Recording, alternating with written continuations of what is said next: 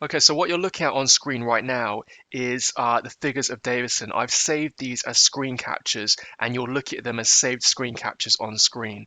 Just to show you exactly how this works, if I actually Google Davison and try to get to their website, if I then go onto their website and I click on this Submit Your Idea link, it will then take me to a new page, and you can see on that page, you can see the video which you've just seen on the left hand side. That's the one we've just gone through. And then on the right hand side of the page, you can see this disclosure form where you can disclose your idea and submit it. And at the bottom of the form, near the submit your idea button, you'll see it says step 1 of 3.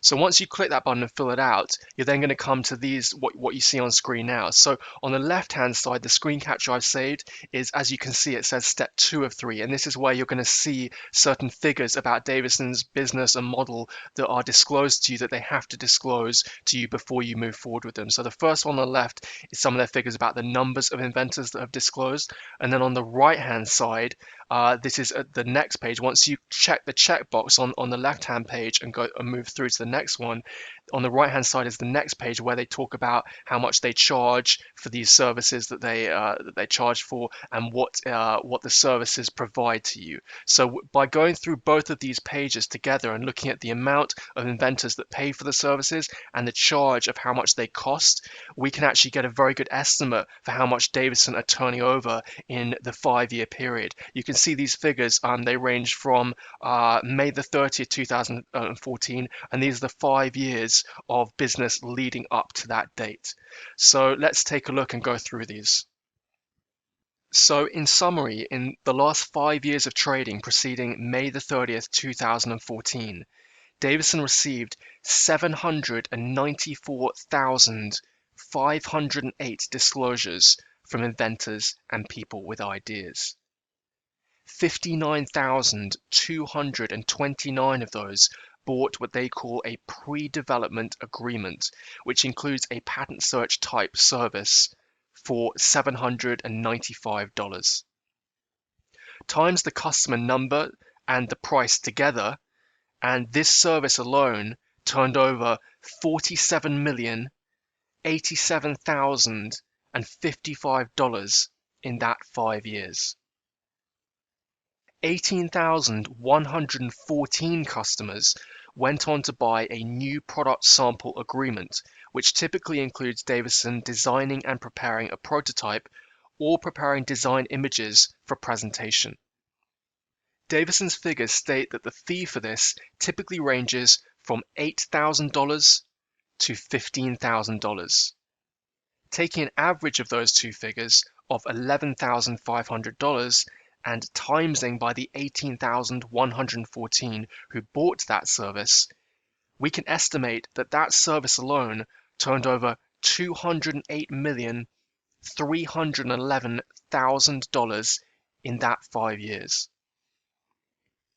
Add those two services together, and Davison have turned over more than $250 million from people like yourself in these 5 years, making it more than $50 million per year on average.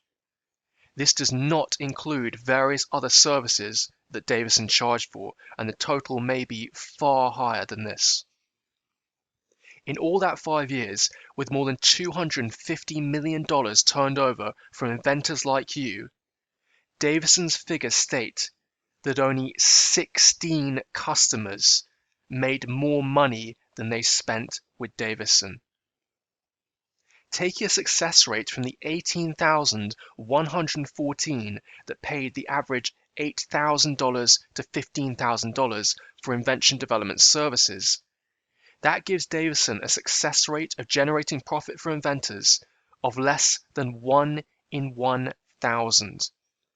The actual success rate is 0.088%, less than 0.1%. In fact, if you take the success rate including the people that paid for the first $795 service, the success rate is far lower than that, about 1 in 3,700. The last figure is perhaps the most shocking. In the company's history since 1989, a full 25 years, Davison's figures state that out of all their tens of thousands, or maybe hundreds of thousands of customers, only 31 people have received a net financial profit as a direct result of using Davison's system. To top it off, in 2006, the Federal Trade Commission of the United States of America took court action against Davison, and Davison were found guilty of deceptive business practice in US courts. You can download an excerpt of the district judge's finding in your free resources section of this deadly mistake, showing how they were initially ordered to pay back $26 million in redress to customers.